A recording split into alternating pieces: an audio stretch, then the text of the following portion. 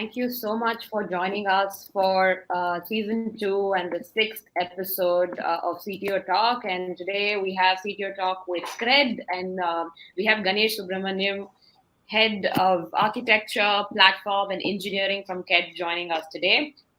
This is Shweta Kannan, lead of CTO Talk, and I'm just going to take you through, for all those who are new, as to what CTO Talk is all about. So CTO Talk was India's first and only peer-to-peer learning and networking platform for CTOs and engineers. We're a multi-format content tightly curated for, to give deep dive insights into emerging tech solutions and trends. So the guarantee here is the widespread brand exposure that the senior tech professionals who are building tech stacks and are looking to scale rapidly.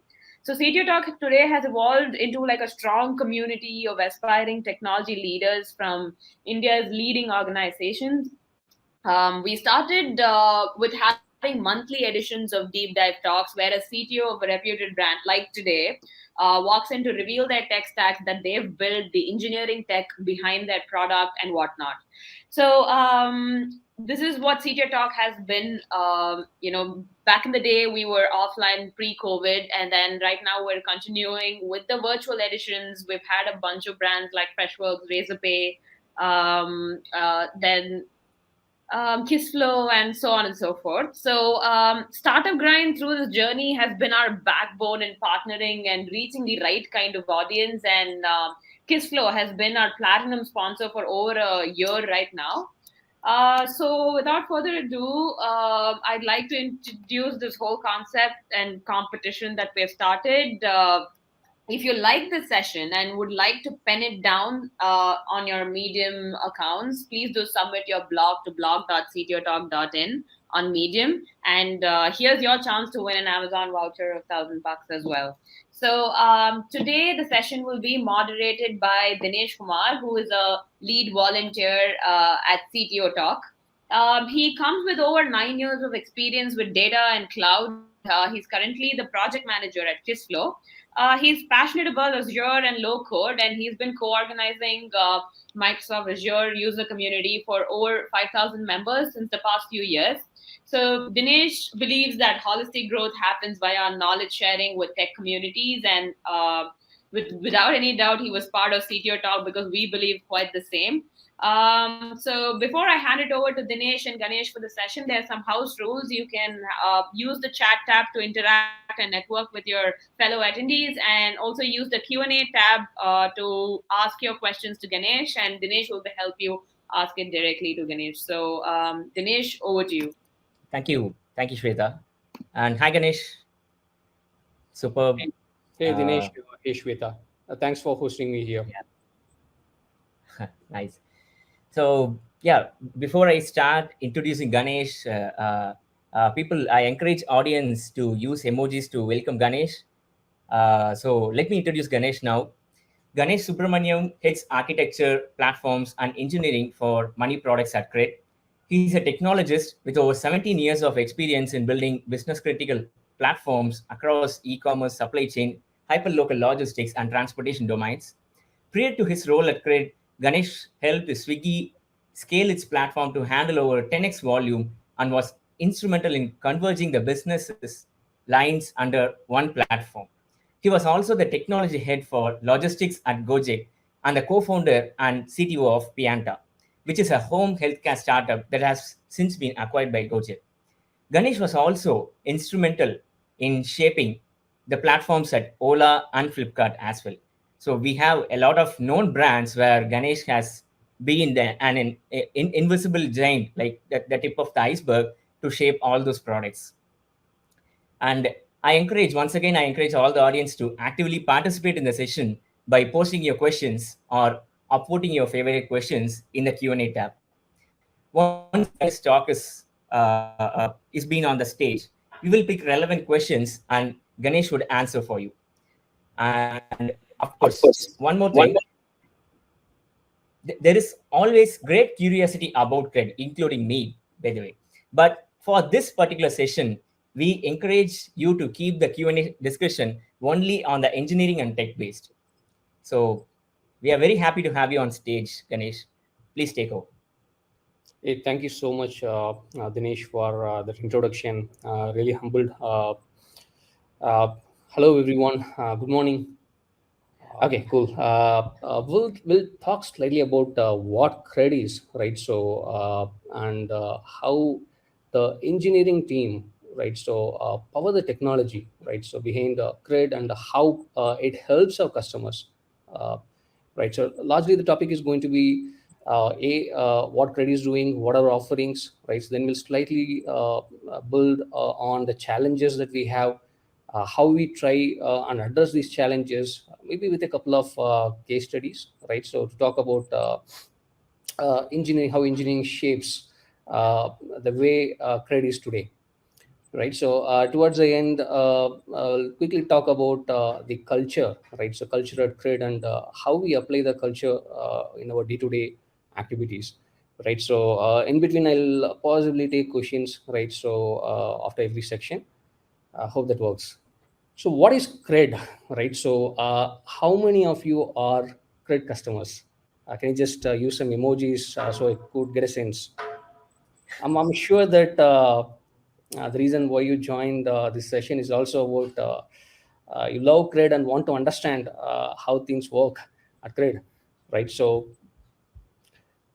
CRED is a high trust platform, right? So it enables the credit-worthy individuals to improve their lives and lifestyles by managing the money better, right? So it encourages responsible financial behavior, right, and financial literacy by rewarding the customers, right? So and services that would help uh, enable this, right? So we have currently 9.5 million individuals, right? So that's roughly like 35% of premium credit card holders, right? So they're part of CRED, and these customers have a score of 750, credit score of 750 plus, right? So we cater to 25% of overall bill payments across country, right? So our core value propositions, um, I mean, I would stack them up in for different customers, right? So different actors rather.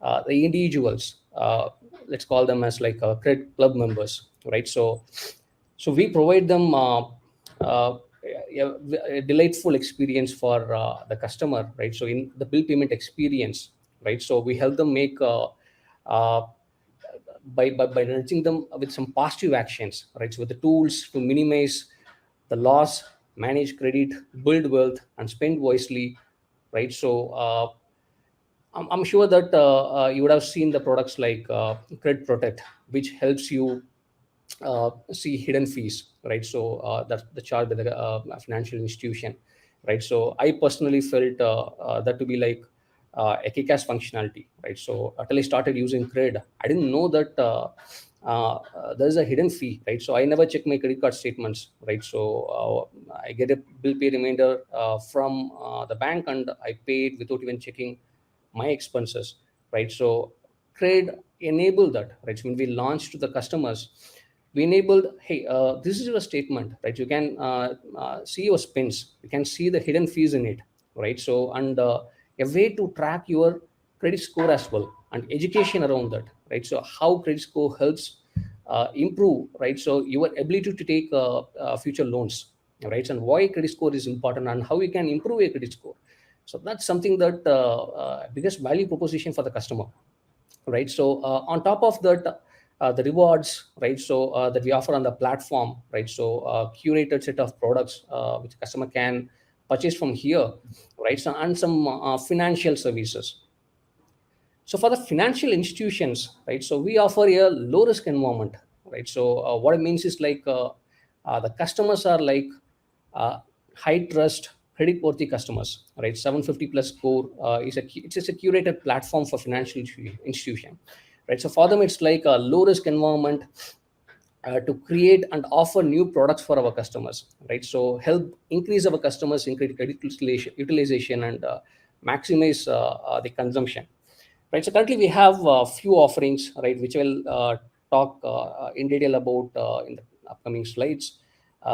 We have a credit cash, right? So which is a personal loan product, right? So it's a kind of a credit line customer can avail and withdraw at will, right? So there's a product Mint, right? So it's a P2P lending product where customers invest their money up to 10 lakhs on the platform for up to 9% interest rate, right? So this money is lent back to the high trust customers, right? So there's also a CRED Max, which allows customers to make rent payments, right? So pay for their child's education fee or tuition fee, and many more, right? So the third actor here is like the brands and partners, right? So this is our e-commerce offering, right? So CRED Store. How many of you have used CRED Store, right? So we recently did a sale event for Republic Day, right? So the brands are again curated, right? So the brands that list their products are curated, right? So we have like 600 plus direct to customer brands, right? So overall we have 2000 plus brands, right? So the value proposition for these brands, right? So it's a way for them. It is positioned as like a no commission model, right, for these brands, right? So and target the young Indian customers, right? So the no commission model, as simply it means like we don't charge any commission, any fee, any listing fee, or any charge of commission, right? So it allows the brands to directly focus on the customers, the correct customers, and offer maximum possible discounts. So quickly talking about the financial offerings, right? So we started off with credit card bill payment, right? So where customers can manage multiple credit cards easily, right? So people with more than one credit card, it's always going to be a challenge, right? So you need to remember when you have to make your payments, right? So the due dates, right? So you have to check your statements in multiple places, right? So what CRED brings value here is like this particular product, it enables people to see all their statements in one place, right? So enables them to pay the bills on time, right? So the reminders come on time, right? So it's just like your wish, right? So how you want to pay? You want to pay via UPI? Great, pay via UPI. You want to pay via your bank account or use the auto pay functionality, right? So all possible, and it's very very seamless, right? And most of our customers, right? So love this for the quick settlement, right? So which happens in seconds to minutes, right? So whereas in traditionally people are used to settling, the settlement happens in several hours to days, right? So this is one of the key functionalities which I personally liked, right? So and some of my friends, even before I joined CRED, called out, hey, this is like the USP for CRED, right? So I am using CRED because it settles the money immediately, and I have complete assurance that whatever that I pay lands on my credit card, right? So credit cash, it's a credit line, right? So very easy to take a loan from credit, right? So take this money, withdraw in multiple parts, right? So and use it whenever you need. You can transfer this money to your bank account. It's just like a fully secure product offering from CRED.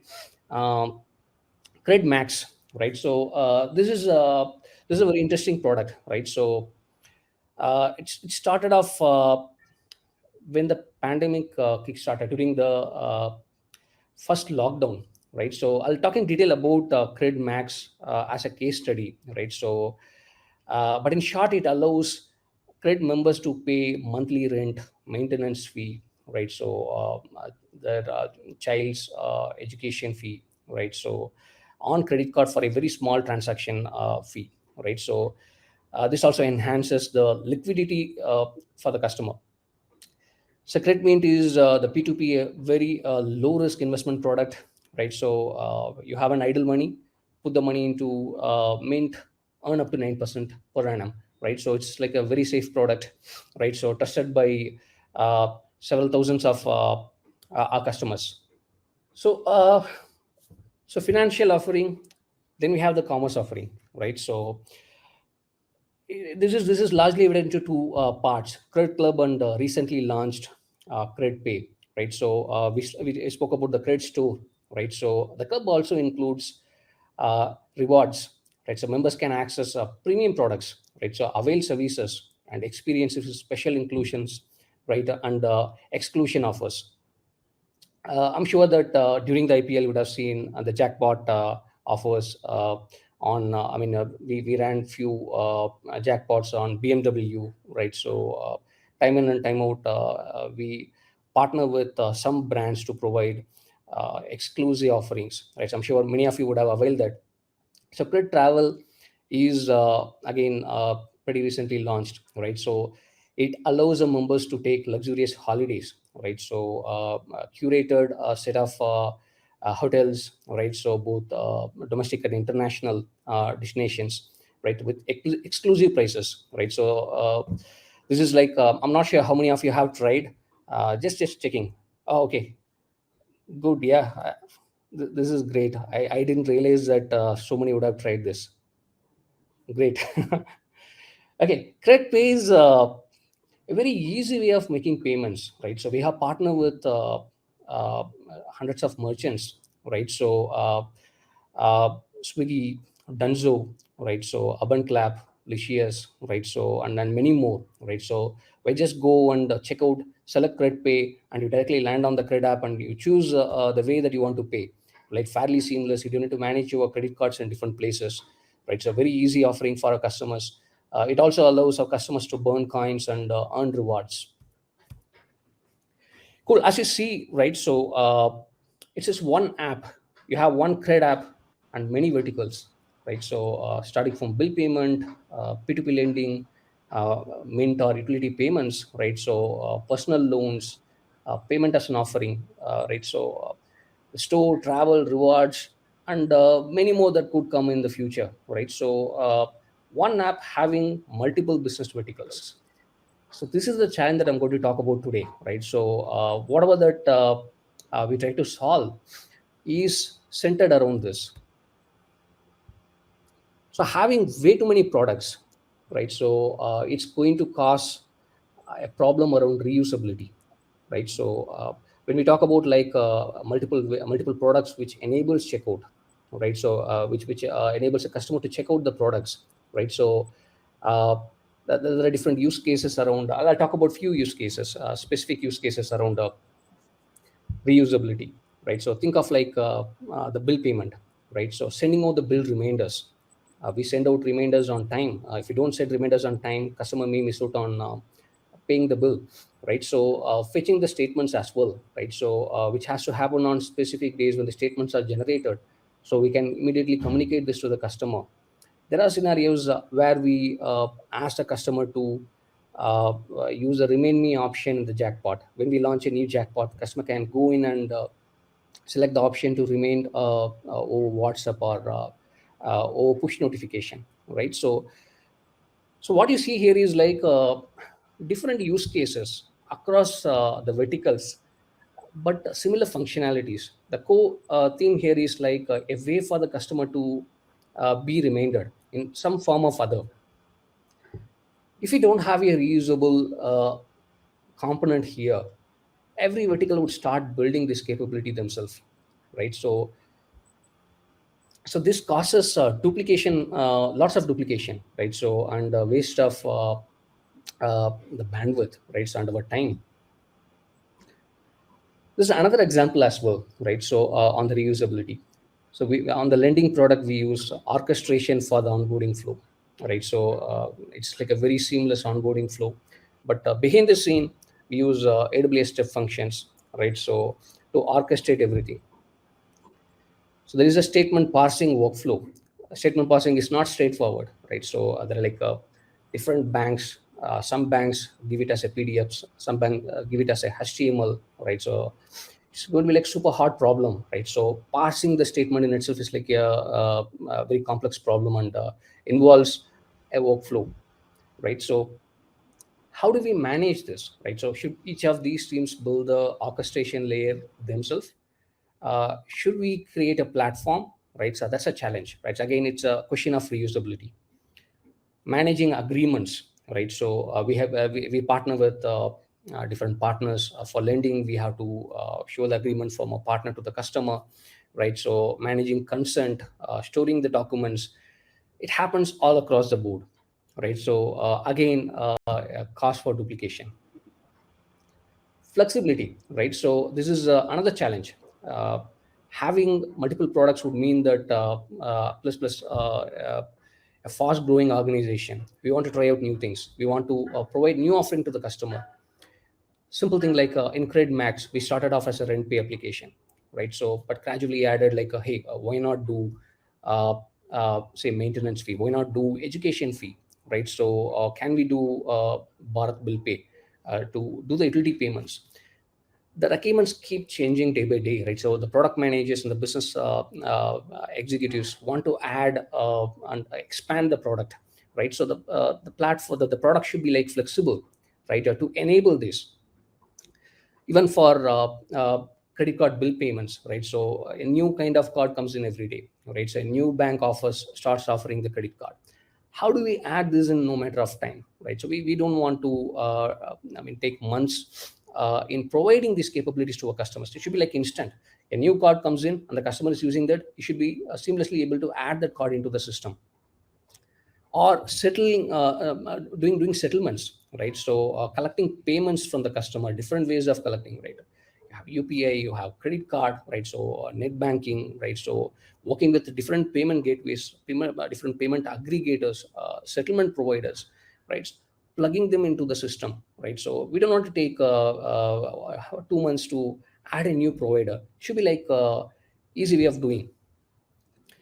Customer experience is a challenge again, right? So right from how we process the order, the checkout flow experience, payment processing, how we send communications to the customer, and finally the stability and scalability, right? So it's about like so it's more than like a tech skill. This is about how our culture, right? So how our culture fosters to build for scale and resilience, right? So not just in one section of the org, it should be across the org, right? So how do we solve that, right? So we build platforms, right? So without platforms, we would not be where we are today, right? So 7 8 lines of verticals, right? So and many more to come, right? So we don't know what's going to come, right? So enabling them all in short span of time, under 3 years, right? So that's like we are like very proud of that, right? So making it happen. So I'm going to talk about how we did that, right? So platforms, uh, mostly horizontal platforms and vertical platform. I'm sure that you all understand what I mean here.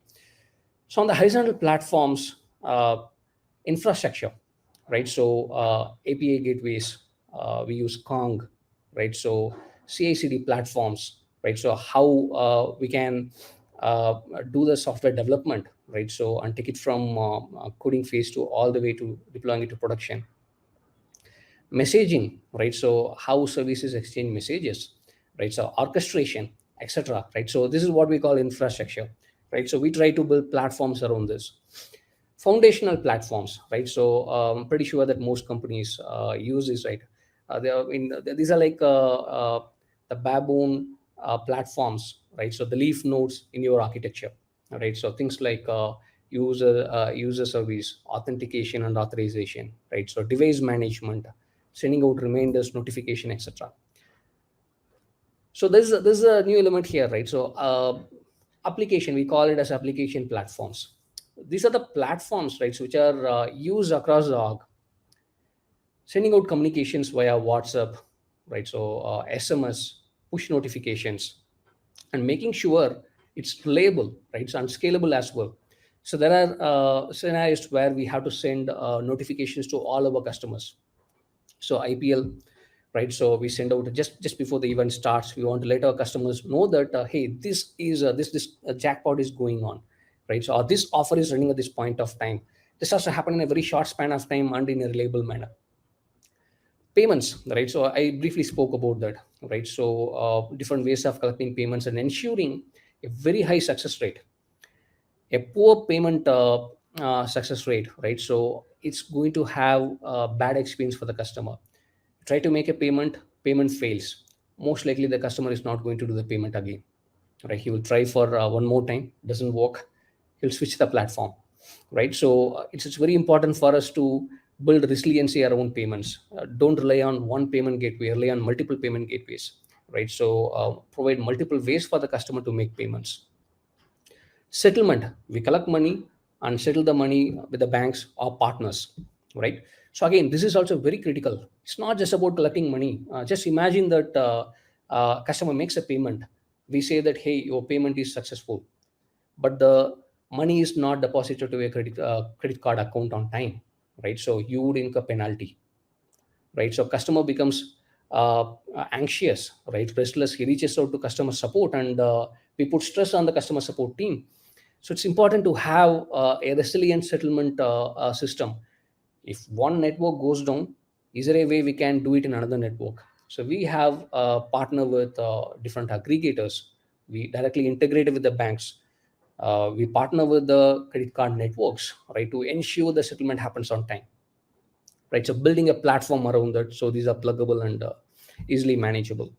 Order management is another example with so many business lines in place, right? So we don't want everyone to build their own order management system, right? So it should be like seamless way. Even to launch a new business line tomorrow, it shouldn't take someone to build the redundant ones, right? So these are like boilerplate, right? So building a centralized order management system which is also flexible and customizable. So last on the horizontal platform is on the data front, right? So we use data to improve the experience for the customer, right? So make better decisions, right? So enabling analytics, data science teams, right? So to come up with models that will focus on personalization, right? Segmenting the users so we can provide top experience to the customer, right? So Rakesh is building some barebone platforms like batch processing engine, real-time processing systems, right? So end-to-end automation on the data science ML platform, making them all self-serve. We don't want it to be like a central team which handholds them in doing everything. You want to build a model, you just write the model code, and some other team says, hey, you file a ticket, I will do the rest of the things for you. That's a big no at CRED, right? So we want everything to be self-serve. A data scientist should be able to build a model and do the complete life cycle in a self-serve basis, right? So that also comes with a governance, right? So guardrails to ensure that abuse is prevented. Segmentation platform, experimentation platform, right? So and many more. So this is on the horizontal platform that's used across the org, right? The next part is like vertical platform. So the vertical platform is like limited to a particular vertical or a business line or a product, you can say. For instance, the credit card bill payment itself is built as a platform, right? So without it being a platform, it's practically not feasible for us to scale, right? So when I say scale, add many more banks and card variants, right? So it starts from passing statements, making payments to cards across banks, right? The whole thing has to be like a platform. CRED Max, right? So there are so many categories that we have added over time, right? So without it being a platform, right? So it would have led to like a not so flexible system, right? So and possibly we would have ended up creating separate systems for each of these categories, right? So it reduced our effort significantly. I'll talk this as a case study in the upcoming slides.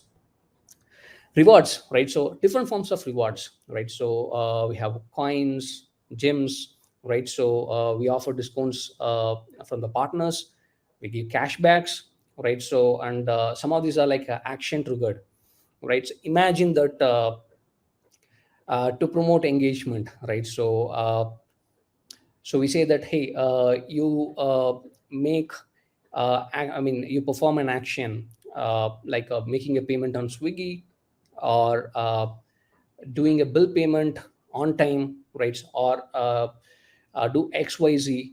If you do this in a span of a week, you get a cashback or you get a reward, right? So we call it as an action reward framework, right? So what it helps is like it helps product managers to innovate, right? So innovate on the reward offering. right? So and the benefit types are also way too many, right? So it's just a pluggable benefit type. Do it as a cashback, do it as a discount, right? So or do it as a voucher. It could be anything. So lending is another example, right? So where we offer the loans, right? So by partnering with financial institutions, how can we plug in a new financial institution, right? So and enable them to offer loans to our customers, right? So it's just not like a standard interface like a payment gateway, right? So financial institutions come up with their own technology system, right? So it has to be a platform. If it's not a platform, we won't be able to provide a consistent experience to our customer. So lender one has a functionality ABC, and lender two has a functionality ABC and XYZ as well.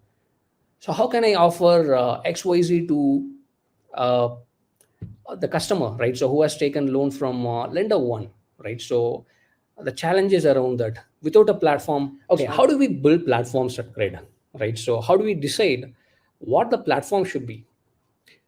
So the problem starts from here, right? So a developer or a particular team has a challenge thrown at them, right? So let's for a moment take the example of reminders, which is easy to understand. So the first team who got the problem statement, right? So they have to send out bill reminders to the customers. This is the problem statement given to them. They could have chosen to build it within their system, right? So that should be the first reaction, right? So if I don't think about the future problems or problems across the organization, most likely I'm going to build it specifically for my own requirement. So that's where the four quadrant, the known unknown approach, right? So come into play, right? So known knowns, right? So these are the ones which we know for sure, right? And we are very much aware of these, right? So we know that this is a functionality that we have to build, right? A simple thing like customer should be able to pay their rent and maintenance bills. This is given as a requirement. Everybody knows that this is exactly what we have to build.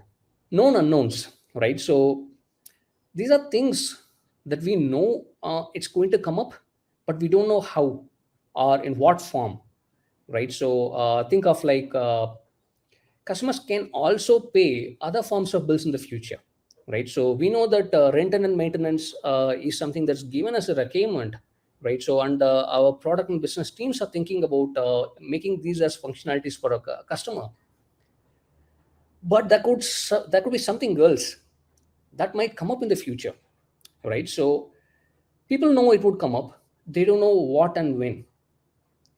Factoring this in, promoting this discussion, asking questions to the product and business team, hey, do you think this is going to come up in the future? Can the customer pay other forms of bill? If yes, what could that be? You don't need to give me clarity, but tell me what forms of what categories can come up in the future. Then we have the unknown knowns, right? So this is slightly tricky. Think of like regulatory guidelines for bill payments, right? So we may not know, right? So maybe the legal team knows, right? So maybe someone else or somewhere knows that there are some guidelines. Understanding this is also equally important. We cannot just build a platform, right? So which doesn't focus on regulatory guidelines.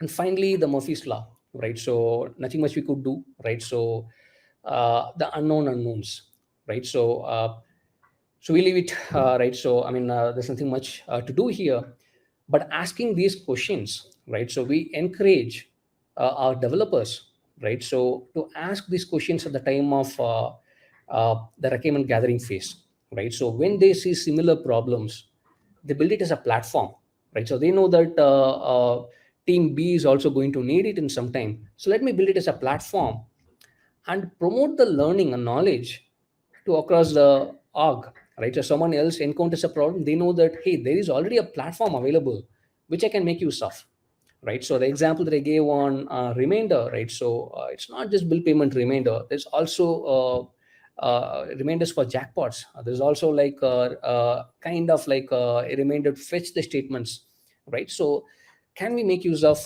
the same platform to enable that? So how does the infra scale up and handle critical processes, mainly during events like CRED power play, during IPL, that is, where thousands of users make payments simultaneously to qualify for the contest? Like, to be simple about the auto scaling part, how Yeah. it is so smooth No, I have and elegant. Yeah. I have a case study talking about this, right? So how we scaled, how we generally plan for large scale events, and in specific the IPL 2021, right? So how we managed, right? So Sashank, if you can just wait for a couple more slides, right? So I'll talk about this in detail. I think maybe you'd have this later, but I'm just walking up here.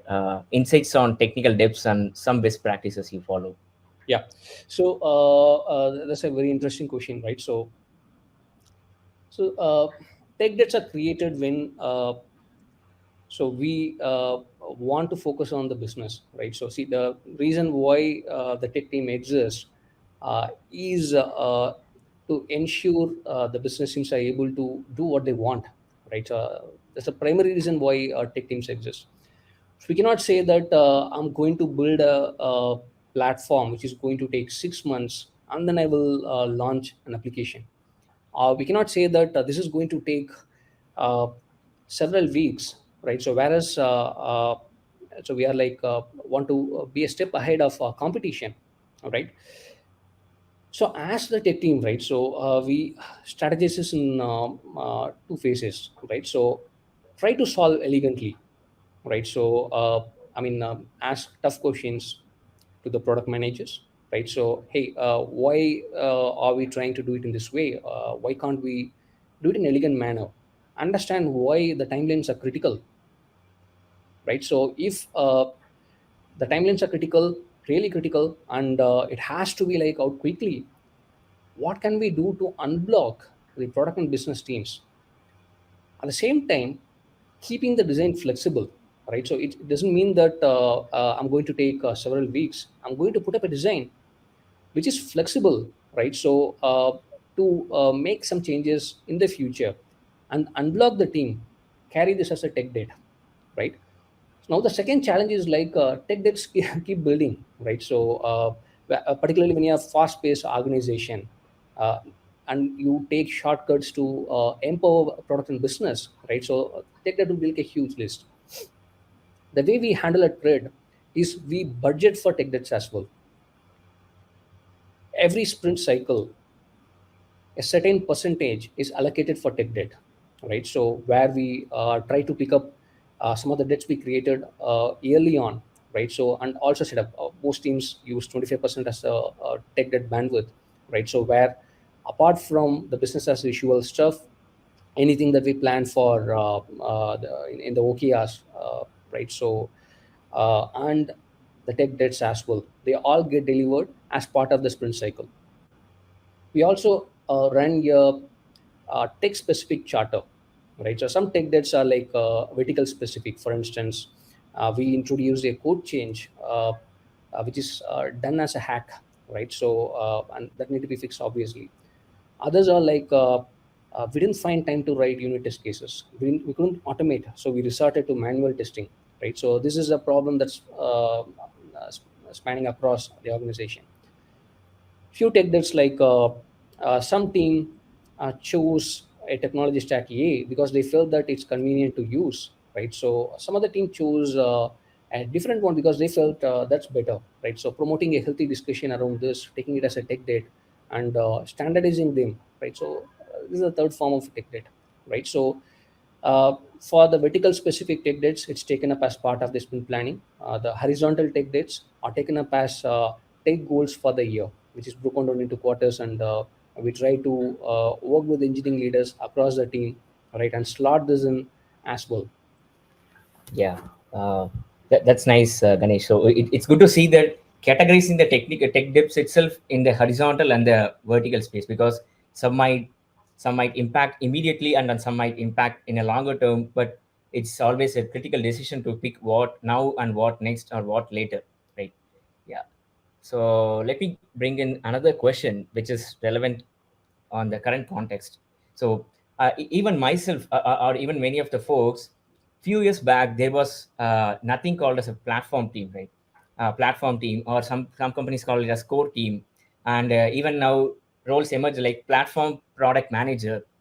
So the essential need of such platform teams has arisen recently. So that's nice. You brought it in a very detailed manner why platform teams exist and all those things. Maybe you could answer this question also.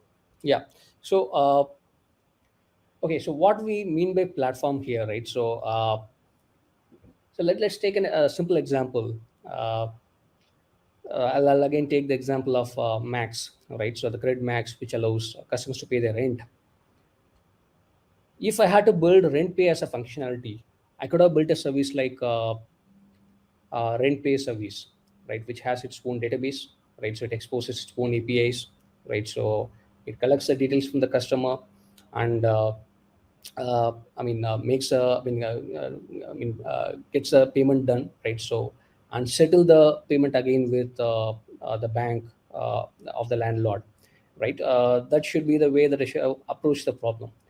Tomorrow the product manager says we also want to support education fee, which is slightly different from rent pay, right? So in case of rent pay, all we need is like the bank account and the bank account of the customer, the bank account of the payment information of customer, bank account of landlord, and possibly some information around the address, etc., right? So in case of education, slightly different. Here we're talking about like schools and colleges, the educational institutions, right? So we need to surface the information for the customer to quickly search and figure out a particular educational institution, and we would need the bank details of the educational institution to be pre-populated for the customer as well.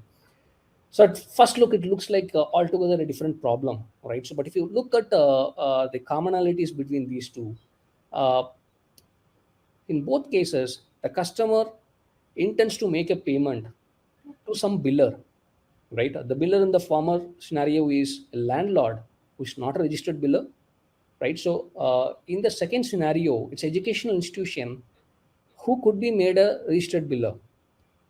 A third example could be like making utility payments, right? So paying your electricity bill, your gas bill, right? So any other form of bill, right? So DTH, your postpaid bills, etc.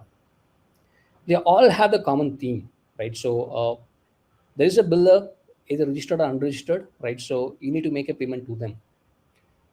Instead of building a service, a microservice for each of these categories, figuring out a common theme around this, right? So, and building a service or a set of services which exposes abstract or concrete APIs without divulging information around each of the categories. For instance, not referring to an educational institution, instead referring it to a biller, right? So, would make it a lot more easier for the product managers to configure the system.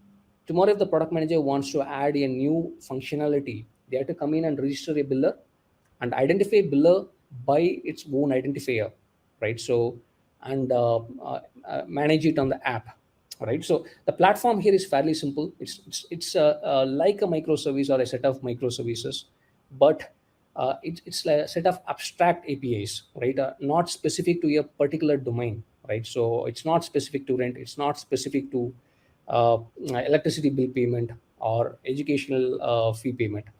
It says that it is like at a biller level than at the domain level. Karthik, hope it answers this. And on your second question, right, is it an internal application? Yes, it is an internal application, a set of services which are managed by a team, right? So a platform can also be a framework as well, right? So for instance, some platforms could have hooks into that.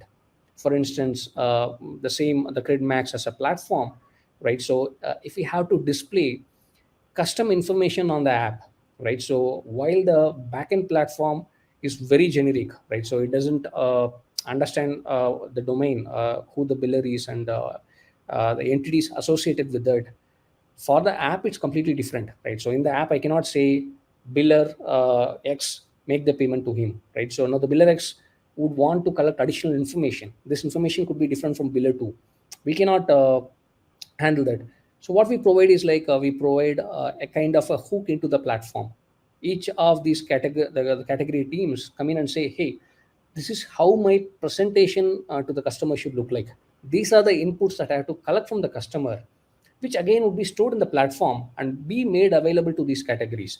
Think of like a way of hooking into the platform and providing additional capabilities to the app. Yeah, that's great, Ganesh. And maybe I'd like to add one more point, Ganesh. Like, if for a big building, platform team is something like a basement, which might not be visible, but that lays as a solid foundation to so that other verticals of other vertical products engineering, they can scale up very smoothly. Absolutely, there are so many real life examples, right? So think of like AWS is a platform. It provides you abstract services like databases, right? So orchestration layer, cloud storage, right? So you build applications on top. Yeah. There are like countless possibilities, right? So when these services are exposed, how we model that, very simple thing like the step function is a classic example, right? So you could build countless orchestration flows on top of this, right? So and it takes care of uh, the repetitive work away from an individual.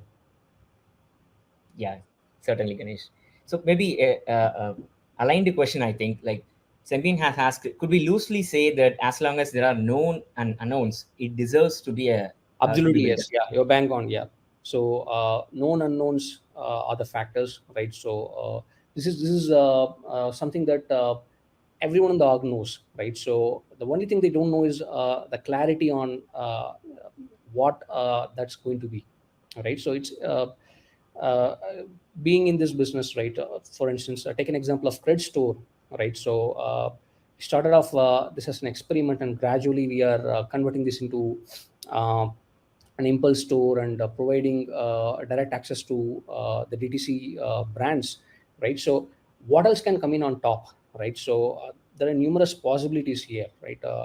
Thinking through this, again, these are not like I won't build the platform without getting clarity on all these, right? So but rather taking some cues from across the market, right? So see how the market has been shaping, right? So possibly we could enter into that as well at some point of time. So getting this sense, and the product managers thinking through, hey, if it's going to come up, it could be in this form. Again, these are like ifs and buts, but it's still perfectly fine, right? So having this information, it's just like precious, right? So if there are way too many things, yes, absolutely, it deserves to be a platform. So again, there's also parallel to this, which is over engineering, right? So we have to be quite conscious about that, right? There could be scenarios where we try to build everything as a platform. Think of a rule engine, right? So all I need to do is like a simple decision tree, right? So and if I say, hey, this is rule engine is like an interesting concept, and I want to build it as a platform, and I spend months and months to shape it as a platform which no one is going to use, right? So the balance has to be done, and that's exactly where this known unknown quadrant helps, right? So calling out these are the potential use cases that could come up in the future, right? These are the things, risks that we should be aware of, right? So and making a right decision there. Great. Platform, right? So when we say platform, platform is prone to abuse, right? So one simple example, let's say, one of the essential things in platform is like supporting storage of some form of a metadata, right? So if you don't allow that, then it's going to be like really tricky. People are going to build applications on top, and the value of the platform diminishes. Let's say the team which is owning the platform exposes a database column, a JSON column, right? So where anyone can dump data.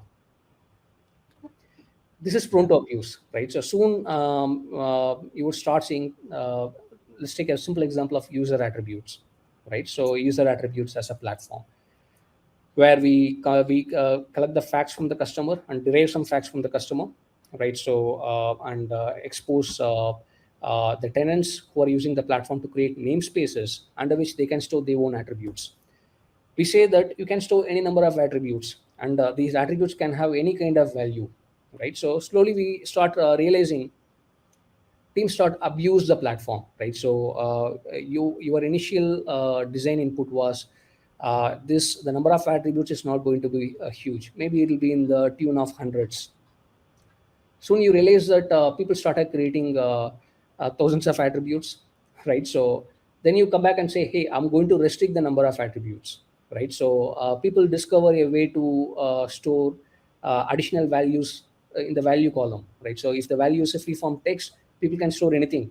They create a structure, either a proto structure or a JSON structure value, which again bloats the database size, right? So then you realize that, hey, I am missing the governance on the platform, right? So you try to think in the direction of building a governance layer on top, where you say, I'm going to restrict you in terms of the number of attributes.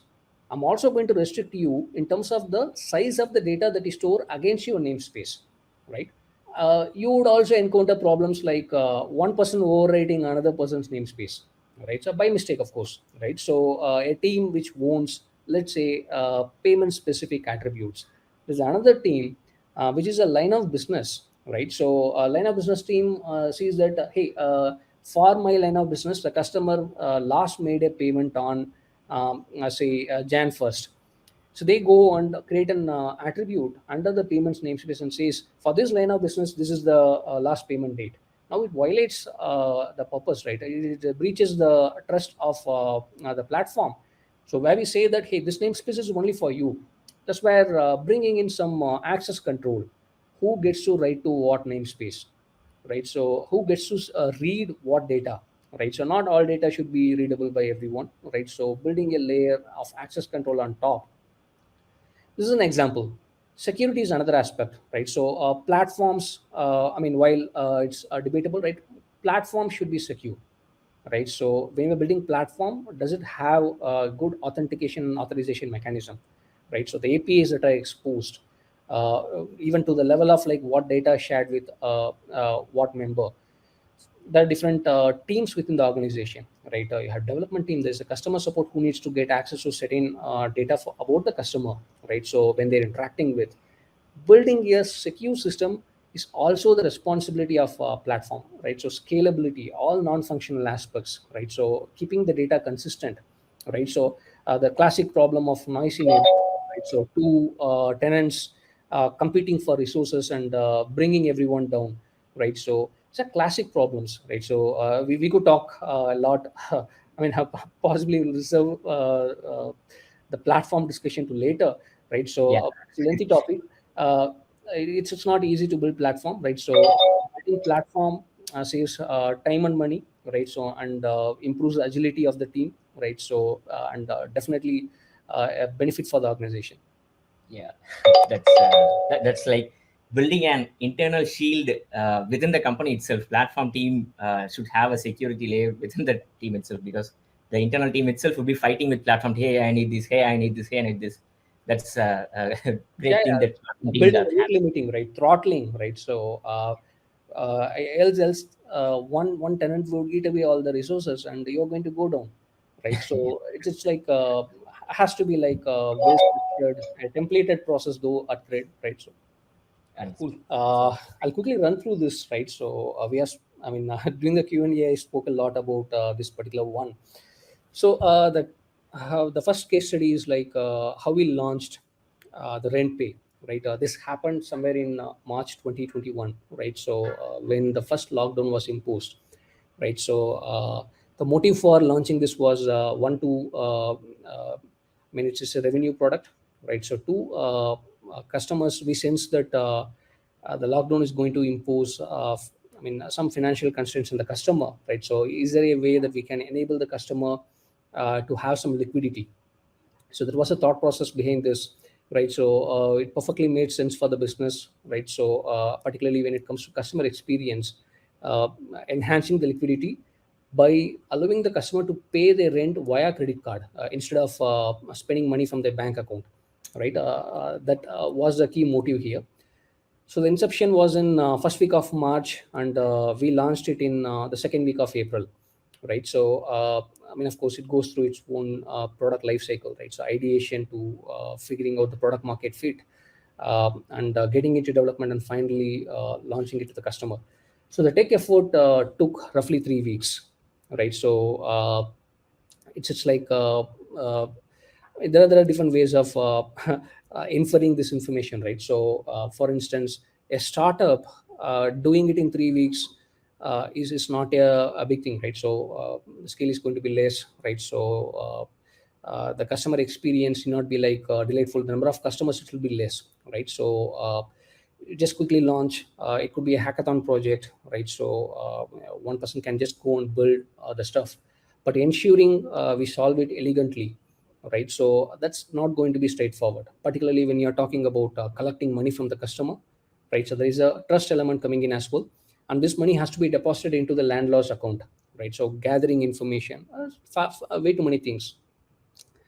The team size was fairly small, right? So 2 backend engineers, 2 front-end engineers, a QA, and 2 product and business executives, right? So and since the lockdown was imposed, the whole team was working remotely, right? So on top of that, there was a platform focus as well, right? So luckily for CRED, right? So we have a very solid engineering team, right? So people who understand platform and why platform is needed, not just at the engineering level, but also on the product and business level, right? So people understand it's a platform that's going to take you far ahead, right? So the quadrant approach, right? So applied here as well, right? So thinking about the future, like maintenance, tuition fee, etc., it was thought through, right?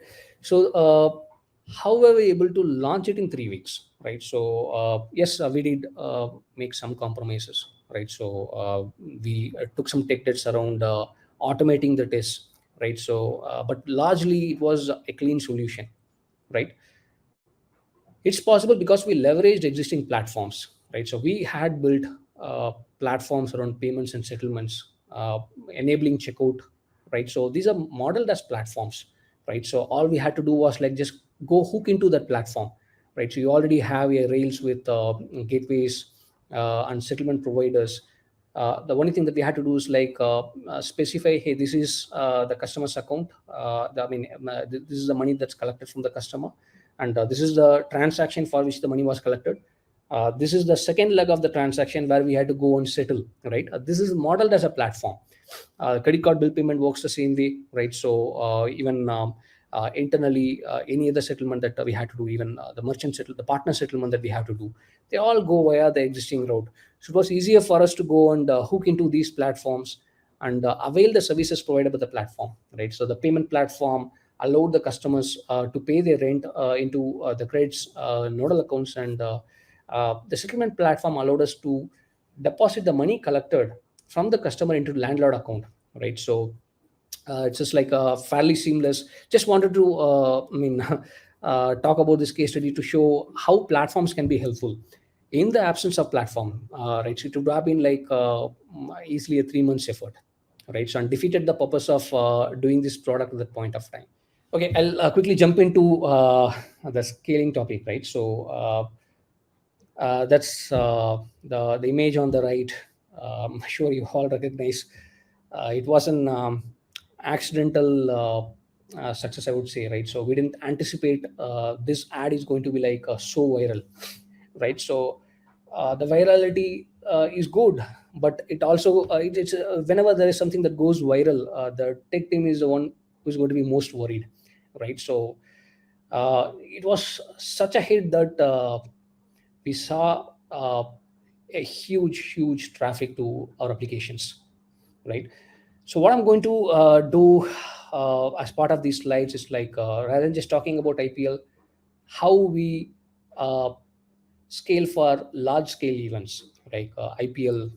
We recently did a Republic Day sale, right? Or any other campaigns, right? So any jackpots that program that we ran, right? So how we scale, how we approach this problem. So what are the goals, right? So it's just important, right? So before we get into any planning activity, we need to understand what's a goal, right? So the product and business teams need to acquire new customers, right? So the reason why we are doing a scale event is to acquire a customer, grow transacting user base. It's not just about like customers coming, but also the customer has to transact on the application, right? So not just signing up and doesn't do anything, right? So some education related promos would be there, advertisements would be there, so customers can come in and transact on the app. So improve adoption, engagement for specific product functionalities, products in general, right? These are the key goals for the product and business team whenever they do these large events. For the tech team, right? So the goals are fairly simple, right? So tech in nature, right? So provide a crash-free experience to customers. App should not crash, right? Zero downtime for critical flows, right? When I say critical flows, this could be like the landing page. If the customer sees an error pop up on the landing page, that's a bad experience for the customer. The customer is trying to make a bill payment and we are down, right? So that's like a critical flow, right? So we are losing on the customer experience. We're providing a very poor experience. Customer trying to check out a store item or trying to pay a rent, right? So where we could monetize, right? So these are like critical flows. In simple terms, critical flows are ones which are like business impacting and customer experience impacting. So ensuring a consistent performance during the peak load, right? So when there is no load or medium load, right? So we could have a high performing application, right? So everything is like quick, the latencies are low, customer tries to do an operation, it's successful immediately. But during peak load, right? So your system is like kind of crunched, right? So the resources are like heavily utilized. Naturally the response time slows down, right? So and that results in poor experience to the customer again. Yes, we could throw hardware, right? So you could say that hey, I'm going to bump up all my hardware, I'm going to make my database twice or thrice the current size, I'm going to add 20 more containers to the cluster, right? So we could do them all, but it's going to inflate the cost, and given IPL is going to run for a month, this is not even an option, right? So we have to keep the cost under control as well. So once we have the goals identified, the next step is like identifying the projections, right? So the traffic projections. How do we do that, right? So we try to understand what are the new product launches that are planned for this event, right? So are we trying to do a new launch during the IPL? Are there any large feature changes that's going to come up? How is the marketing thinking about this event, right? So what kind of campaigns they are doing, right? So are we doing any TV ads, social media campaigns, right? So they're trying to grow the transacting user base and acquire new customers, right? So they try out with innovative ideas. The Rahul Dravid ad was related to that, right? So it was an instant hit. The growth team also plans its own campaign, right? So their goals are slightly different, right? So they want to improve the adoption and engagement for existing products, right? So examples could be like the power play events that we do during IPL, right? So or the steal deals on store, right? So or any jackpot campaigns that we do, right? So these are the ones which are going to drive traffic to the app, right? So if you don't do any of these, it's going to be like a normal traffic. We do this so we meet our goals. So once the new launches and the campaigns are identified, we use analytic models to compute traffic pattern, right? So our traffic, hourly traffic that's going to come up on different screens, right? So different products throughout the event. So the next step is preparation, right? So we got the goals, and we also made sure we have the traffic projections.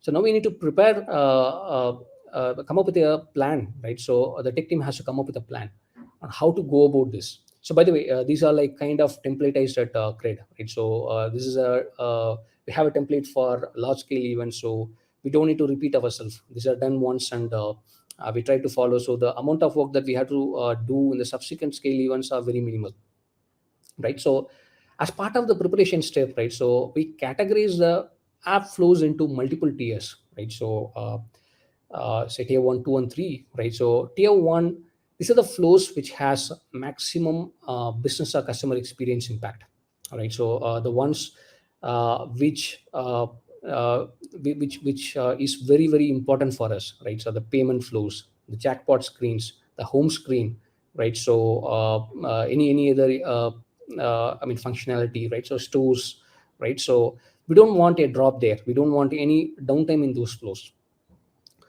Tier 2, right? So these are like flows that impact customers but not the business, right? So but there is a workaround, right? There's a workaround the customer can do, right? This could be like think of the order history screen, right? So the customer could always check his immediate orders, right? So it's okay to not show the historical data, but as long as the customer knows the ongoing orders, it's perfectly fine. So tier 3, there's no impact to business or customer in any way, right? So it's for instance, a profile information, right? So it's okay if it is down for some time, right? So not many customers are going to come to the profile page. So identify and categorize the tech systems which are involved in the flow, right? So take an example of credit card bill payment, right? So this involves multiple systems, right? It has to go through at least like 15 to 20 systems before we complete the process. The home screen has to talk to like at least 10 to 12 services, right? So when we identify the tiering and the corresponding services, we categorize the microservices into tier 1, tier 2, and tier 3, right? That's done as well. So next step is like identify the partners. So while we make sure that we are like completely prepared to handle the scale, the partners that we work with, right? So if they don't handle the scale, we are screwed, right? So it's important to identify the vendors, right? So infrastructure vendors, payment gateways, aggregators, right? So any communication partners like SMS, WhatsApp, right? So any other external system, right? So we could be using some third-party system to help with the tech, right? So we need to communicate to them, right? We need to help them understand, hey, this is an important even for us, and this is the scale that we are looking to handle. So be prepared for that. So that has to be done as well. And finally, estimating the load to internal services and to these external partners, right? So the way we do is like we know a certified number, right? So we also know the peak that we have seen historically, right? So we take that as a baseline and try and apply the expected numbers to that, identify the gap, and try to meet that number. So once the preparation phase is done, it's all about like getting your hands dirty and ensuring that we meet the goals, right? So the so we form we approach this slightly different, right? So we form a centralized team, right? So pulled from different line of businesses, different teams, right? So a team is formed and they sit together and try to focus on different aspects of the readiness, right? So simple things like ensuring multi-AC setup is done for all databases, caches, and queues. Yes, while we would have made sure that this is done previously, it's like never. It's always worth it to double check them again, right? So maybe we created a new system where we missed out enabling multi-AC, right? So scaling, right? So auto scaling setup for all services. Just double check if auto scaling is enabled, right? So and since our traffic pattern is slightly like spiky in nature, right? So throughout the day the traffic would be like quite normal, but the power play IPL power play time, the spike would be like super high, multifold, right? So I'll show some graphs in the upcoming slides. So it's important to have step-based scaling, right, which saves cost, right? So if the scale is going up, keep adding containers, right? So till it reaches a point where you are able to handle the load, right? So and when the scale goes down, keep removing the instances so you save cost, right? So time-based scaling during the IPL power play period, right? So whenever the IPL matches are going on, we need to make sure that we are able to have. We don't want to take any compromises there. Yes, it bleeds some cost, but it's a trade-off that we have taken, right? So it's okay to spend some money during the power play hour, right? So rather than providing a broken experience, there's a room for improvement here. I'm not saying this is the ideal approach.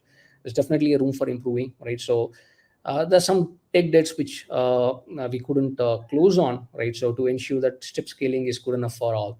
Simple things like if it takes 2 minutes to add a new container, because the application has to do some pre-caching activity, right? So preloading the caches, right? So or something that takes time, right? So we cannot wait for 2 minutes. The 2 minutes is like precious. A customer who's trying to multiple customers will be trying to pay their bills during the power play. And 2 minute outage there is going to be like very bad on us, and it could result in cascading failures as well. So it's a conscious call that we have taken to do time-based scaling for the power play hours. Fault tolerance, right? So while we are making sure that applications scale well, right? So but there's always going to be a scenario where some fault is going to be there, right? So which is beyond our reach, right? So it could be like infrastructure fault, right? So maybe the database that we are using is under stress, or maybe AWS in itself is not able to scale. They had their own issues. So ensuring the faults are handled in the best possible way is key as well, right? So so we make sure that we ask the teams to check if they have circuit breakers for all external calls. When it's external calls, external to the service, right? So and are they rightly configured, right? So do we have the right configuration, the right pool sizes set there, right? So are you retraining in case of short failures? If your failure is recoverable, can we do retrace there, right? So can we provide fallbacks in case of an hard failure, right? So rather than just throwing an error screen for the customer, can we do something else? Can we show some other information to the customer so he doesn't see it as a failure? And traffic control, right? So this is the most important. You could do everything else, but if you don't manage the traffic well, it's going to be a catastrophic failure, right? So the traffic can come from organic, promotional, or it could be like attacks, DOS attacks, right? So it could be anything, right? So I'm skipping the security aspects of this here, right? I'm talking about the organic and promotional traffic, right? So setting up rate limitings for critical flows, right? So when we know that this is the maximum that we can handle, why even take additional load? Instead of failing for everyone, can we fail for some users and ensure that the rest of them have a great experience, right? So it's again, these are like a last leg, right? So when we have done everything and we see a traffic which is beyond our control, do this load shedding, right? So can we shed some load, right? So we don't need to handle all the requests, right? So we don't need to process all the information. Can we shed some load? And finally, graceful degradation, right? So instead of showing very rich information, for instance, in the home screen we show the upcoming builds, we show some of we cross sell some of the products there, right? So we have a lot many information in the home screen, right? So instead of showing everything, can we gracefully degrade? We'll show only the ones that's really important for the customer. The customer has come here because he wants to play a jackpot, so that's very important to show on the home screen.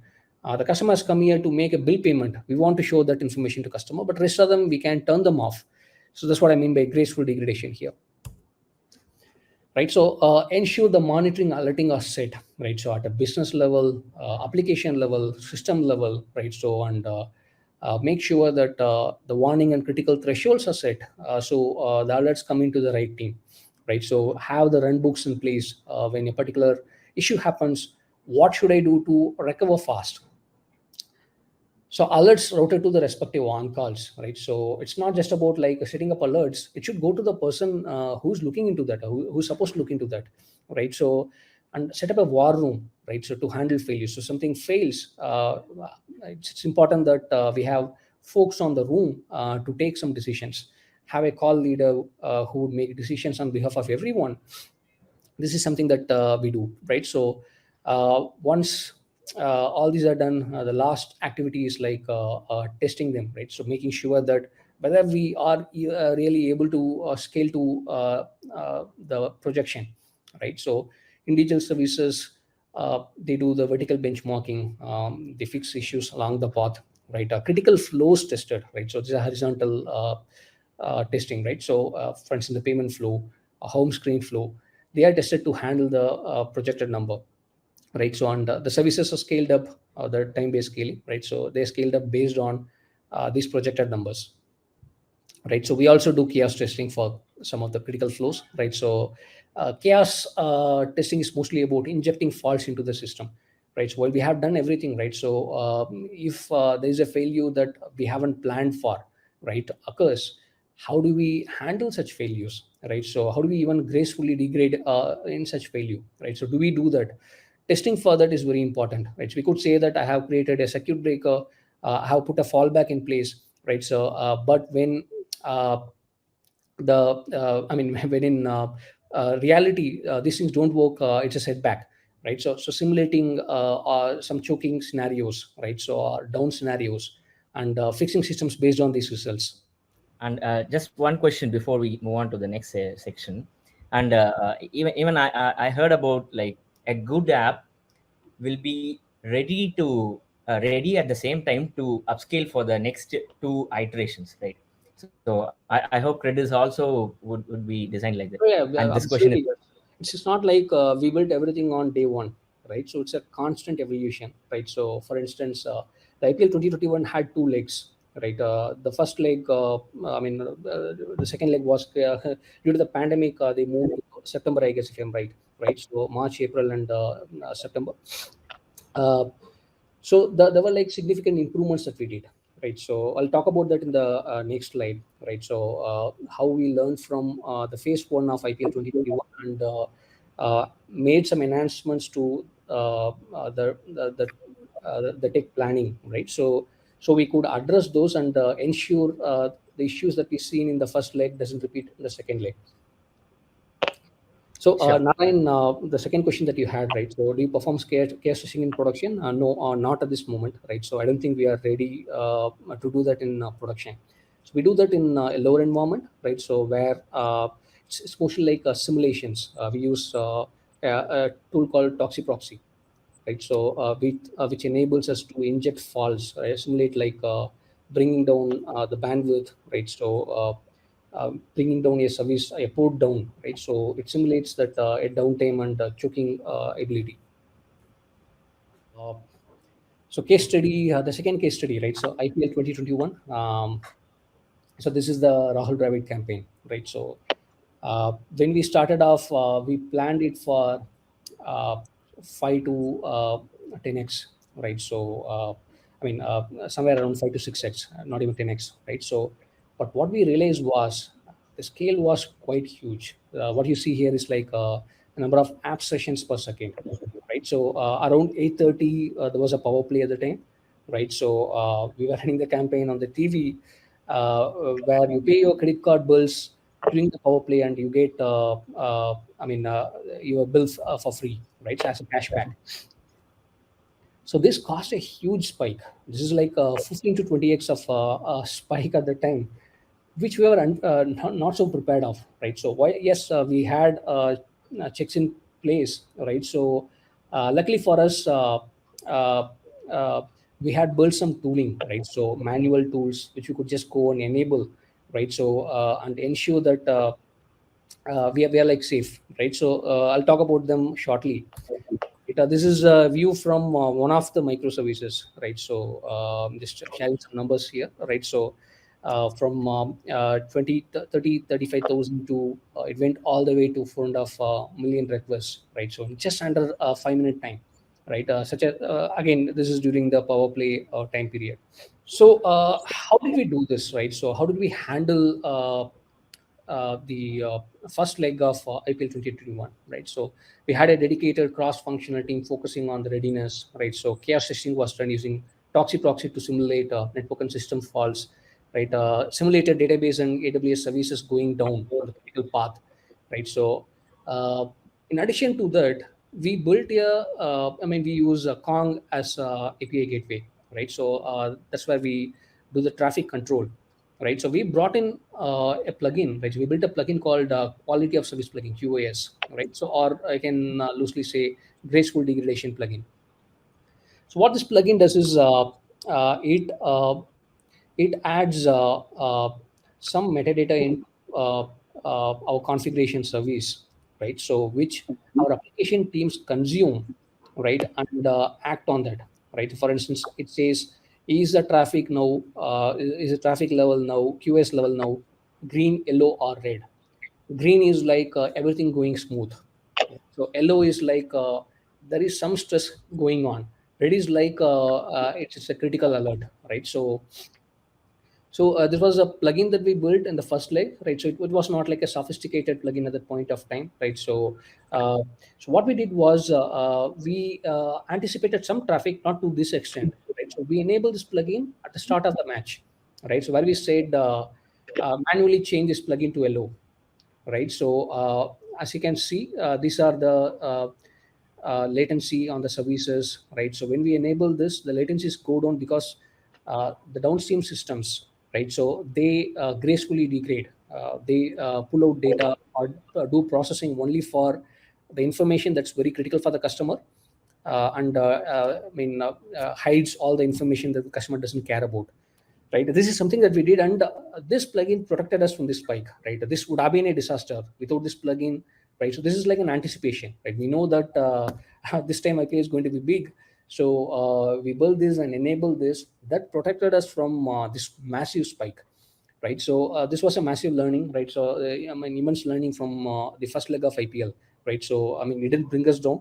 Right, there was some on-call activity happening during this time period. Right, so manually turning on this one every day, and making sure that during that period we are like stable and provide a reliable service to the customer. Right, the second leg of IPL, right? So we built a version 2 of the QoS plugin, which is like fully automated. Right, here, depending on the traffic numbers, incoming traffic numbers, we were able to control the QoS level automatically rather than manually going and changing. We were able to predict the traffic, right, so, and control the QoS level. So as you can see, right, so uh, uh, so this is a spike, right? So we see a spike here. Corresponding to the spike, you see the different levels, right? So how the traffic header was header was passed on to the downstream systems, right? So if you see the gray one, right? So most of them are green, right? So, and few yellow and red, right? So the plugin automatically figured out that I had to lower the quality of service. Accordingly, the backend services, it enabled and disabled some functionalities to the customer. Once the traffic, once the QoS level moves back to green, we enable them all, right? So this is a I would say it's a big achievement, right? So learning, right? So it's not just about I wouldn't call it a technical achievement, but think of it from the point of view of how we carry forward the learning, right? It's not just about like I'll do this only when things break. It's about like anticipating things, right? So anything can go wrong, right? So be prepared for the unexpected. Uh, you plan for like a 5x spike, you get 20x spike, right? So but what do you do in such cases, right? So do you go down, or do you shed the load and handle in a graceful manner, right? So that's uh, what I want to call out here. So this is the outcome, right? So there was no outage, zero downtime, right? So throughout the IPL, right? So some graceful degradation happened because of the load, right? So but it didn't impact customer in a big way, right? So customers were not even aware that we are gracefully degrading. So minimal on-call activity, right? So I've been part of multiple organizations where IPL has been a key event, right? So almost all e-commerce or commerce companies, IPL is the place where they tend to grow, right? So they grow their base from there to a level up, right? So uh, the amount of time that people spend for scaling the systems and handling on-call during that period is quite huge, right? So I can proudly say that we had minimal on-call activity during that time, right? So which is an achievement, right? So it's like amazing outcome that we have seen, right? So for the work that we have, the preparation work that we had done prior to the event, right? So now we are fairly sure that it's a set practice, right? So I think we have seen two IPLs, IPL 2020 and the two legs in 2021, and this IPL we are fairly confident, right? So we know how it is done. It is templatized now. Everyone in the organization understands that this is the process that they had to go through, right? So prepping up and enhancing from the, gaining learning from the previous occurrence, right? So, and building few more tools, right? So to protect ourselves. Okay, the culture at CRED, right? So this is something most talked about, right? So we value the culture very close to heart, right? Or rather than it's just not a set of statements, right? So the cultural values at CRED are not just statements, right? So it's a way of our working, right? So it's a way of taking decisions at CRED, right? So just give an example, right? So the entire leadership team, right? So 30 plus people spending a couple of hours a day for almost a week to defining the values. I mean, we already had the values, right? So debating on what is good for the organization, right? Is it time to refine the value, right? So we had a value for the initial 3 years. Now we are getting into a different phase, right? So we became a unicorn, right? So our headcount increased, we grew, right? So do the same values apply for the future? Should we bring in changes to the cultural values? How it's going to impact us? The leadership team, right? So they have got so many things, priority things to look into, right? So everyone has their own metric to improve upon. Spending their quality time in debating about the values, right? I just want to call out that instance. That shows how serious we are about setting the culture at CRED, right? So our culture is based on 10 values, right? So I'll just talk about few of the values here, right? Earning trust, right? So skin in the game, right? So how we solve it elegantly, right? So making it getting it right most of the times, right?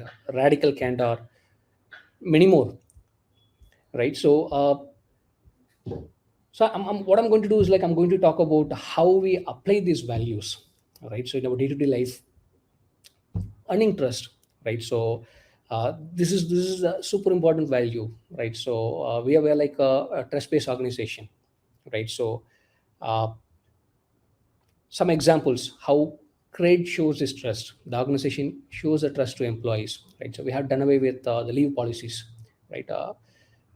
There are no leave policies. I mean, employees are free to take off whenever they want, right? So if someone feels like, hey, I've been like spending good amount of time on work and just want a break, they're free to take. They just need to let people know that they're going on a leave. That's it, right? So no need to apply. We don't track leaves. Advanced salary policy for the new employees, right? So you join uh, and you get your salary on the first day of your joining, right? So even before, in some cases before you join as well, right? So instead of the end of the month, right? So this is how CRED shows a value, right? So to the employees. So earning trust is also about, it's not just about like I mean, CRED demonstrating, it's also about, like, we expect our employees, right? So to show some qualities, right? So like sharing genuine feedback, right? So making sure that the quality of the work is pretty good, right? So this could mean like zero bugs, right? So you make sure you have got documentation covered, right? So earn trust from the peers, right? So earn trust from other team members, right? So quality of work that you do earns you trust. Think about the trade-offs, right? So in decision making, right? So show some bias for action, right? So they all help earn trust from the fellow employees, right? So skin the game. This is the stakeholder mindset, right? So I'm just quoting Kunal, right? So I personally like this, right? So Kunal keeps saying that I don't want to see employees in the org, right? I want to see shareholders, right? So it means a lot, right? So I'm calling this out because this is what we are made of, right? So majority of our employees are entrepreneurs, right? So they are former founders, right? So they understand what it takes to build a startup, right? They know that they have the stakeholdership in them, right? So we expect people to show skin in the game, right? So if you talk about engineering, right? So skin in the game is as simple as like you are saying something is broken, right? So it's not in your team, it's not in your area of ownership, right? Instead of just looking and moving on, you jump in and fix the issue, right? Call out, you go tell people that hey, this is broken, what do you need from me to help fix this? Simple things like that, right? So majority of us, right? Almost this is like one of the core values, right? So that we look for even at the time of interviews, right? So do people show the skill in the game, right? So do they take ownership, right? Do they think organization first and then self, right? So there could be scenarios of conflicts, right? So it's just not always like everyone has the same opinion. There could be scenarios where we have to go ahead and make a decision, right? So agreeing, disagreeing, and committing to that, and sticking to that as well, right? So that's a value that we look for. Truth seeking is another value, right? This is very very close to me, right? So anything that you do, right? So understand the truth in it. It's not like something went down in production. I went ahead and solved the problem, and things are back to normal. And we say, yes, this issue is fixed. There's no truth seeking in it. Understanding why it failed. We tested the code, right? So we did perf testing. Still, it broke in production.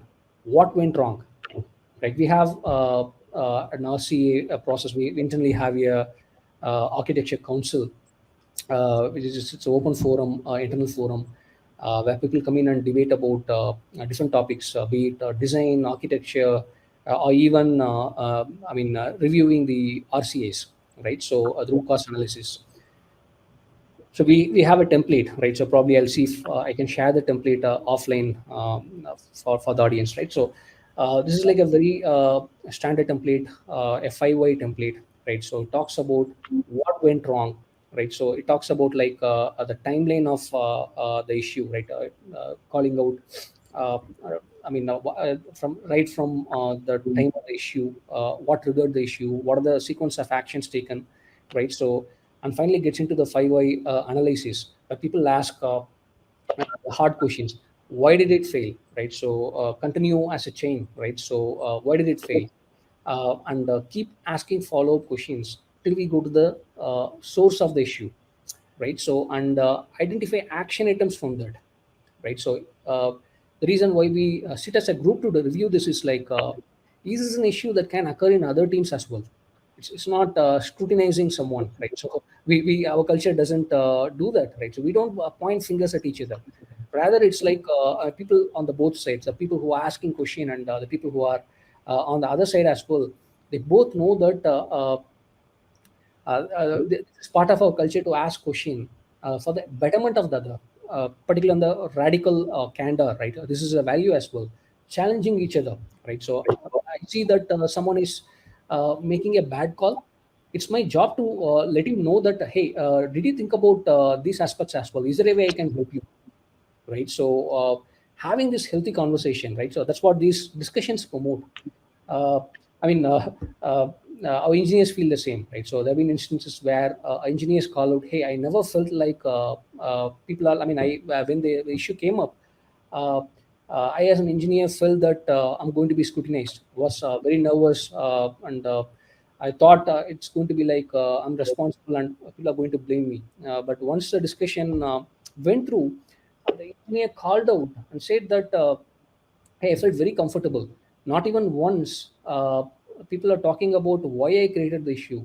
It was a healthy debate around why this issue occurred in the first place, what we could have done in order to prevent that, how could we improve ourselves, right? So that's a testament for the process that we have, right? So the leadership review meetings I was talking about is another example, right? So it's again not to point fingers, but rather use this as a learning, right? So these discussions, it has participation from all the teams, right? So it's an open invite. Anyone in the organization can join this discussion and gain knowledge from that, right? So truth checking is there in everything that we do, right? Customer obsession is another one, right? So we also strive to deliver outcome. It's not just about releasing something, right? So it's also about like solving it elegantly. I briefly touched upon earlier in the conversation, right? So asking questions, right? So why are we not solving elegantly, right? So what we could do to solve elegantly is a false sense of urgency, right? So is there real merit to the customer, right? So talking about the mall, right? And shipping a high quality product. So that's the engineering value for delivering outcome, right? So compounding, right? So we try to learn, right? We try to grow on a day-to-day basis. It's not like hey, I built a system, I know I'm good at this. It's about like seeking the unknowns, right? So it's just a learning for me, right? So almost every day I learn from the engineers here, right? So there are things that I never knew about in my career, right? So when I get into a discussion someone, I figure out something new every day, right? So how do you improve yourself? How do you promote the culture of sharing the knowledge within the organization? We have a couple of events, right? So the first one is like a chai pay chacha where we talk anything about tech, right? So it happens on a weekly basis, right? Where people come in and talk about any random tech topic, right? It could be like the work they do, or it could be anything that's technical. Flaunt it is another session where people talk about some achievements they have done in their team, right? So it's a way of like people to share, hey, I have built this platform, this is how this platform works, this is what it's capable of, do you have use cases for this, right? So I can help you on board, right? So kind of session. So it's just like would say it's just right. So this is a culture where strong engineers, right? So engineers who value tech, who wants to strive in an organization, right? So it helps them grow here, right? So it's like a very open culture, a hybrid culture. I would say we have people from different organizations. It's not a culture that inspired from, right? So we have created this culture as a collaboration from different individuals in the organization, from different who work for different organizations in the past, right? So right, so I just want to show this video, right? So it's slightly old, but I think it's definitely worth it. It's an experience from an engineer. Hey guys, I'm Kanhaya. I work with the backend team here at CRED. I've been part of CRED for around 3 months now. Day-to-day life at CRED is really exciting. We solve a lot of unsolved problems. I use CRED. I've been a member since January. One thing that was really different was a kind of ownership. You know, most of the decision that happens around is something that you will drive. You not ask people around, what I should do and what I should not. So that is something, and that gets groomed. Anyone I work with, like multiple folks in the team and around CRED, that kind of trust that is there around team folk, like I trusting someone else in the company is very high, that you would not find anywhere else. At least I have not found it anywhere else, like people trusting me, and that is day one. Guys, we are really looking for rock stars here. Everybody is a rock star in CRED, and if you are a rock star, you feel that you can you want to solve exciting problems, you come and join us. Cool. Thanks, Dinesh. I'm really sorry, right? I think I took a few extra minutes. We can go through some questions, Dinesh, before we end the call. Yes, Ganesh. I'll pick very relevant question because we are tightly packed both with the audience and the questions as well. We may not be able to answer all the questions, but I'll show you some questions like related to your team structure and all those things. Yeah, so the engineering teams are structured, we call them as pods, right? So it's a close-knit unit. Every line of business is a pod, right? So the bill payment, the max, store, travel, right? So we call them as pods, right? So there are horizontal parts and vertical parts. The line of businesses are verticals. Horizontal parts include data science, platform teams, right? So infrastructure, right? So analytics, right? So these are like horizontal teams. Each pod has its own product managers, business team, if any, right? Analysts mapped into the team, data scientists mapped into the team, right? So, hope that answers, Nipun. Just your best practices or advices, because a lot of people are here, how to successfully scale tech teams. Your best practices or a shoot quick pointers. Yeah. So it's about like one, right? It starts from hiring, right? So I personally felt that culture-based hiring is definitely helpful, right? To devising a competency framework, right? So we have a competency framework defined for all functional units, right? Not just tech, but also across the board. The competency framework talks about different pivots across different levels, right? So what an individual at that level should bare minimum do, right? That's what this competency framework is all about. This is the framework that we use to hire, recruit people, and also do appraisals within the org, right? So this is someone that's available to everyone inside the team, right? So what I'm stressing on this is like hiring is an important part, right? So hiring the right individual into the organization is super important. Second step to that is like uh, providing a way for teams to learn and grow, right? So it's not just about like I hired a person, right, at level one, and if you're not able to scale the person, right, so he has to grow in the organization as well, right? So he has to contribute at that level, right? So the mentoring plan, right? So putting up a solid mentoring plan for individuals, right? So assigning a mentor wherever needed, that's going to be super important as well. And some process around learning, knowledge sharing, encouraging people to question each other, right? So centralized discussions on different topics, right? So they all quintessential for scaling the teams. So I think we reached the end of the session, guys. I'd like to conclude it like within a few years, CRED has become a valuable network of affluent individuals using the platform for multiple finance use cases, not just credit card payment.